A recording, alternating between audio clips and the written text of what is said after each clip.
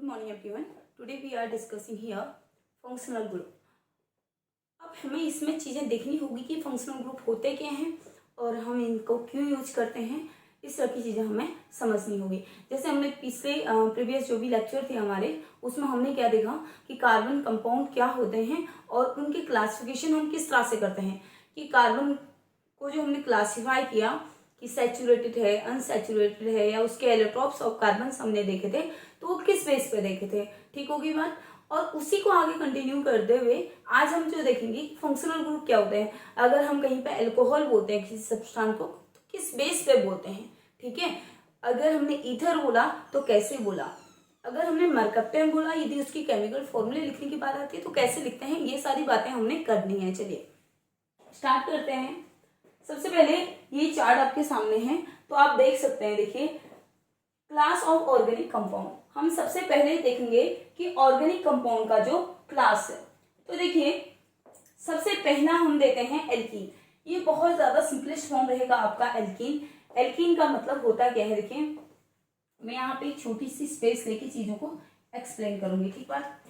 देखिए, अगर आप एल्कीन की बात करते हैं तो जहां पे दो कार्बन के बीच में एल्कीन है,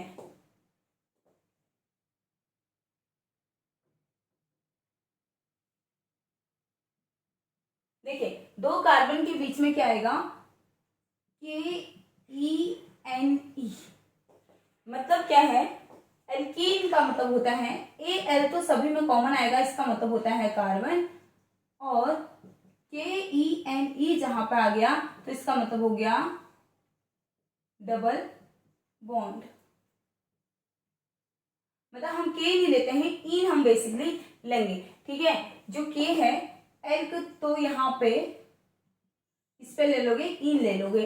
ठीक, तो यहाँ पे डबल बॉन्ड की बात आती है। दो कार्बन के बीच में क्या होगा बच्चे, आपके डबल बॉन्ड होगा, जो इस तरह से आपका दिखा होगा।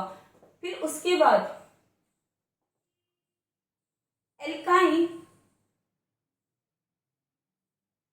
KYNE। एल्काइन की अगर जहां पर बात करेंगे तो एल्काइन का मतलब होगा YNE। जहां पे YNE होगा, कोई भी कंपाउंड के लास्ट में क्या आएगा आपका, YNE आएगा। तो इसका मतलब क्या है कि जो कार्बन है उनके बीच में क्या है आपका, ट्रिपल बॉन्ड है। समझ आई इतनी बात। उसके बाद देखिए,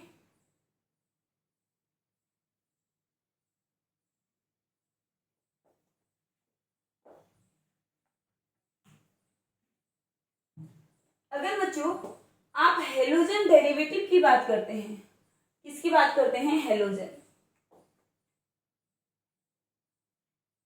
देखिए, आपको अगर मैं बता दूं हेलोजन, हेलोजन ध्यान दीजिएगा कि कितना इंटरेस्टिंग टर्म है। हेलोजन का मतलब हेलो, हेलो मीन्स किसी से जुड़ना। किसी से जुड़ने वाले जो मेंबर हैं, जो इजीली किसी के साथ जुड़ जाते हैं, तो वो क्या होंगे, आपके हेलोजन होंगे। जैसे आप ले लेते हैं हेलोजन में आपने क्या ले लिया, क्लोरीन, फ्लोरीन, क्लोरीन, ब्रोमीन और आयोडीन। ये सभी जो हेलोजन हैं, ये क्या है बच्चे आपके, ये ग्रुप जो 13 है, ग्रुप 13 के क्या हैं, मेंबर हैं।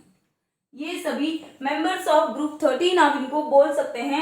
ग्रुप 13 की वैलेंसी क्या होती है बच्चे, एक वैलेंसी होती है। तो ये क्या करते हैं, एक इलेक्ट्रॉन उनके लास्ट पेयर में होता है, तो कार्बन के साथ कैसे भी इजीली आप ये जुड़ जाएंगे। क्योंकि हमारे कार्बन की वैलेंसी होती है 4, तो इनको मर्जी ये 1 जुड़े, 2 जुड़े, 3 जुड़े या 4 जुड़े, तो डिपेंड करता है कि इनका साइज क्या है। अगर छोटा साइज होगा तो इजीली जुड़ेगा, और बड़ा साइज होगा तो वो जुड़ने में दिक्कत करेगा। और साथ में हम हेलोजन की जो रिएक्शन करवाते हैं, उस पर बहुत सारी जितनी भी मेडिसिन हैं, मेडिसिन आपकी किससे बनती है, आपकी हेलोजन से बनती है। जैसे आयोडोफॉर्म आप बेसिकली यूज करते हैं, तो इसकी डिटेल स्टडी हम आने वाले लेक्चरों में करने वाले हैं।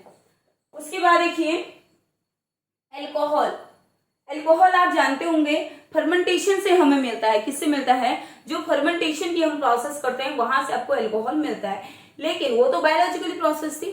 अगर आप केमिकली देखें कि एल्कोहल हम किसे बोलेंगे, तो कोई भी कार्बन के साथ जहां पे OH जुड़ा होगा, जैसे आपके पास क्या था, CH3OH था। ठीक है, मिथाइल एल्कोहल, यानी एक मीथेन जो ग्रुप होगा उससे एक हाइड्रोजन रिमूव हुआ होगा और आपका OH मिल गया। तो इसकी जो रिएक्शन होगी वो हम आने वाले लेक्चरों में इसे भी करने वाले हैं कि अल्कोहल कैसे बनेगा। बिल्कुल कंप्लीट ऑर्गेनिक केमिस्ट्री बहुत अच्छे से आपको पढ़ाई जाएगी, ठीक। उसके बाद देखिए बच्चे, थायो अल्कोहल। अब अल्कोहल की जगह क्या लग गया, थायो। अब आपको समझना चाहिए कि जहां पर भी थायो आएगा, THI, थायो आएगा, थायो का मतलब होता है क्या, सल्फर। थायो का मतलब होगा सल्फर। जहां पर क्या होगा, किसी भी ऑर्गेनिक कंपाउंड में सल्फर जुड़ा होगा, ठीक हो गया, क्या जुड़ा होगा, सल्फर जुड़ा होगा। जैसे मैंने CH3S लिख दिया, ठीक है।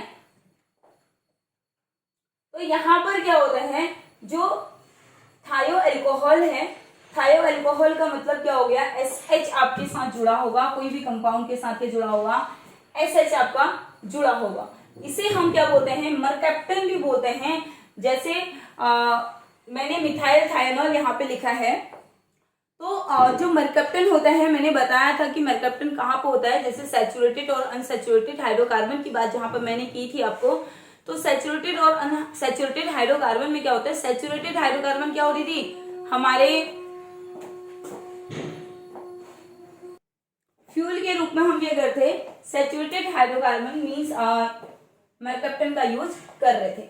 अगर बात करते हैं थायो ईथर की, थायो ईथर यानी सल्फाइड भी इसको बोलेंगे।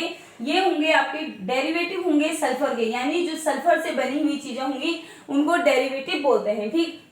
और उसके बाद ईथर की अगर बात करते हैं तो डेरिवेटिव होंगे ये किसके,